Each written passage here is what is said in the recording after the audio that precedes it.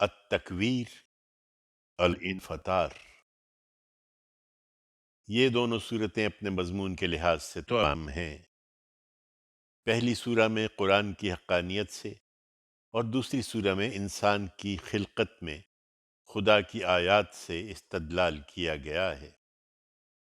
روئے سخن قریش کے سرداروں کی طرف ہے اور ان کے مضمون سے واضح ہے کہ پچھلی صورتوں کی طرح یہ بھی ام القریٰ مکہ میں رسول اللہ صلی اللہ علیہ وسلم کی دعوت کے مرحلہ انذار عام میں نازل ہوئی ہیں۔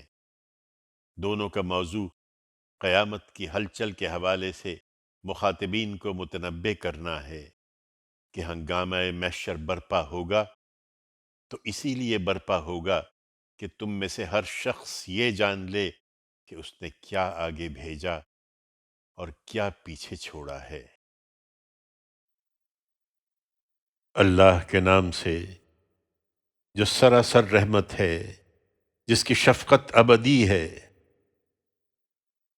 جب سورج کی بساط لپیٹ دی جائے گی، جب تارے ماند پڑ جائیں گے، جب پہاڑ چلائے جائیں گے، جب 10 ماہ گابھن اونٹنیاں چھٹی پھریں گی، جب وحشی جانور اپنی سب دشمنیاں بھول کر ایک ہی جگہ اکٹھے ہو جائیں گے، جب سمندر ابل پڑیں گے، جب جیوں کے جوڑ ان کے عمل کے لحاظ سے بندھیں گے، جب اس سے جو زندہ گاڑ دی گئی پوچھا جائے گا کہ وہ کس گناہ پر ماری گئی، جب دفتر کھولے جائیں گے، جب آسمان کی کھال کھینچ لی جائے گی، جب دوزخ دہکائی جائے گی، جب بہشت قریب لے آئی جائے گی، اس وقت لوگوں تم میں سے ہر شخص یہ جان لے گا کہ وہ کیا لے کر آیا ہے۔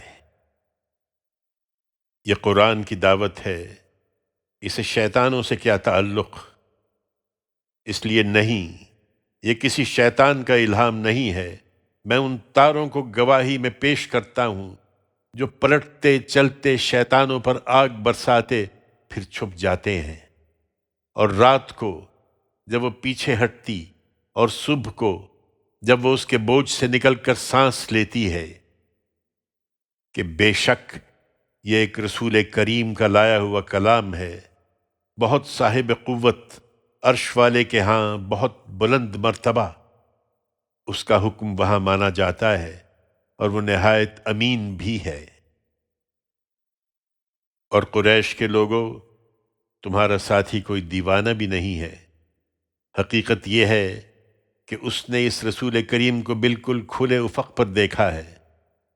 تم جانتے ہو کہ وہ غیب کی باتوں پر کبھی حریص نہیں رہا، اس لیے ہرگز نہیں، یہ کسی شیطان رجیم کا الہام نہیں ہے۔ سو تم کہاں کھوئے جاتے ہو؟